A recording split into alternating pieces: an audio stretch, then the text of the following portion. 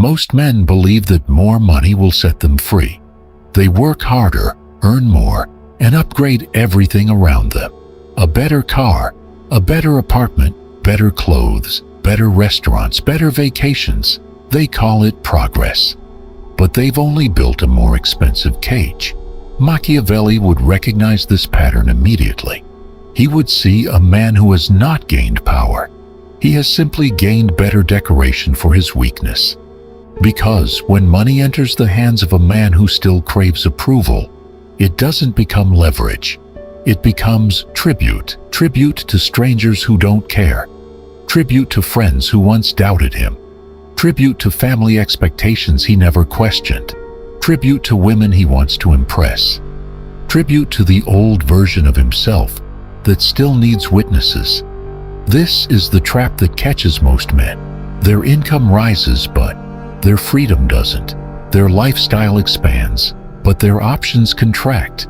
They get promoted, but they feel more trapped than ever. They upgrade the apartment, but now the apartment owns their courage.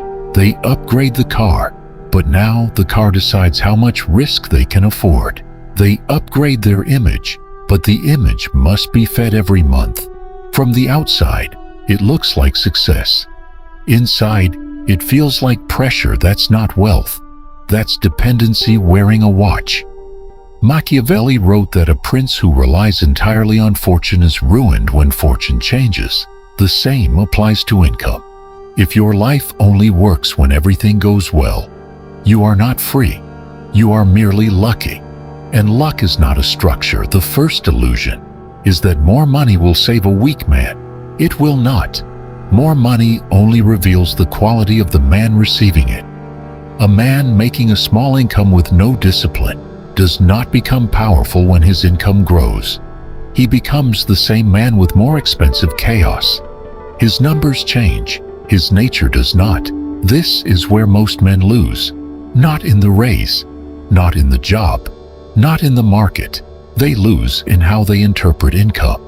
A man gets his first serious raise. For years, he felt invisible. His family doubted him. His friends underestimated him. Society ignored him. He learned to carry ambition without applause. Then money arrives. And for the first time, he can buy signals. A car that makes people look. An apartment that photographs well. Restaurants that make him feel chosen. Clothes that make him appear successful. He tells himself, I deserve this. Maybe he does. But deserving something does not make it strategic. The world does not care what you deserve. It responds to what you control. This is the cold distinction most men never make. Income is supply. Freedom is command. Without command, income becomes fuel for the same impulses that kept the man weak when he was broke. Machiavelli wrote that nature has so ordered things that while men desire everything, it is impossible for them to have everything. That sentence explains lifestyle creep better than most finance books. Desire expands faster than income. Before the raise, a man wants comfort. After the raise, he wants recognition. After recognition, he wants superiority. After superiority, he wants insulation from insecurity. The horizon keeps moving. The appetite keeps negotiating. The man tells himself the next level will finally make him calm. But the next level only gives his desire a new battlefield. That is why income alone does not create freedom. Structure does. The weak man asks, what can I afford now? The strategic man asks, what can I control? Income is not permission to consume. Income is territory to govern. And a man who cannot govern new money will be governed by it. Lifestyle creep is not always about comfort. Often it is obedience to an invisible audience. A man says he wants a better car because he likes cars. Sometimes that is true, but often he wants the car because he remembers being ignored. He wants the apartment because he remembers being underestimated. He wants the clothes because he remembers feeling small. He wants the restaurant because he wants the photo to speak for him. That is not taste. That is financial submission disguised as personality. Machiavelli wrote that everyone sees what you appear to be, but few experience what you really are. Most men hear that and become slaves to appearance. The strategic man hears it and becomes careful. Appearance must serve power. It must never replace power. Visible consumption gives strangers a story, and strangers cannot save you when the payments arrive.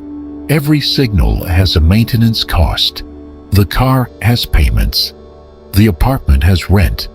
The clothes need replacement. The lifestyle needs repetition. The image needs feeding. Soon the man is not building wealth. He is financing a character. This is why looking successful can become more dangerous than being broke. The broke man knows he has a problem. The man performing success often hides the problem from himself. He calls pressure ambition. He calls insecurity standards. He calls approval taste. He calls dependency lifestyle. And because the language sounds respectable, he does not notice the cage getting stronger. If you are done pretending that visible progress is the same as power, stop upgrading the cage. You already know more income will not save you, but your identity still negotiates with approval. If you keep spending to be seen, you will build a life that looks impressive and feels impossible to leave. The approval tax is one of the most expensive taxes in a man's life. No government collects it. No bank records it. But it drains him every month. It appears when he buys the car too early, when he chooses rent that stretches too thin, when he buys clothes to perform success, when he takes trips to document status, when he spends on dates to prove generosity, when he upgrades gadgets because the old ones make him feel behind, when he buys luxury before liquidity. The unsupported man is especially vulnerable to this tax, because when nobody clapped early, he wants applause later. When nobody believed early, he wants visible proof later. When nobody opened doors, he wants to arrive loudly enough that the doorkeepers feel foolish. This is understandable, but understandable does not mean strategic. A man trying to prove he is no longer poor is still being controlled by poverty. He is still letting the old wound spend the new money. The first financial victory of an unsupported man is not a luxury car. It is not a watch. It is not a beautiful apartment. It is the moment he stops needing the world to witness his rise before the foundation is real. He must build so quietly, so consistently, and so structurally that his proof becomes heavier than other people's opinions. Your first wealth is not money. Your first wealth is the ability to stop obeying the need to impress. Most men do not need another motivational speech. They need hard lines. They need rules that protect them when emotion becomes persuasive. They need a private constitution for money. Without rules, every mood becomes a financial advisor. Every insecurity becomes a purchase recommendation. Every comparison becomes a command. Every advertisement becomes a doorway into the wallet. Every raise becomes a celebration before it becomes leverage. If you are the man who understands that discipline must become a private law, stop calling comfort progress. You already know your income is not the problem. Your real problem is that your lifestyle keeps voting before your strategy speaks. If you keep letting impulse, image, and approval spend your future, you will become the man who earns more but cannot move. The real battlefield is not the car, not the apartment, not the clothes, not the restaurants. The real battlefield is identity. A man who needs to look rich is still negotiating with other people's opinions. He is still asking strangers to confirm that he has escaped. He is still letting the old shame choose the new costume. He is still using money to heal humiliation. But money is not medicine for humiliation. Money is material. It becomes whatever the man is. If the man is weak, money becomes appetite. If the man is insecure, money becomes approval. If the man is undisciplined, money becomes leakage. If the man is strategic, money becomes leverage. That is the whole lesson.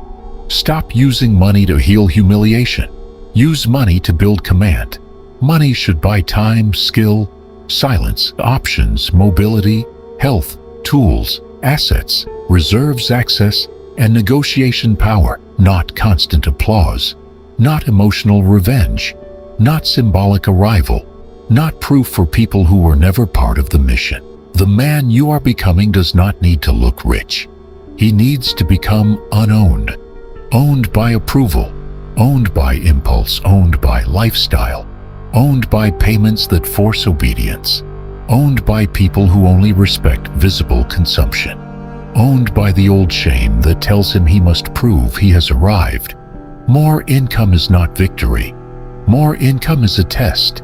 It tests whether you are still emotionally poor. It tests whether you still need strangers to see you.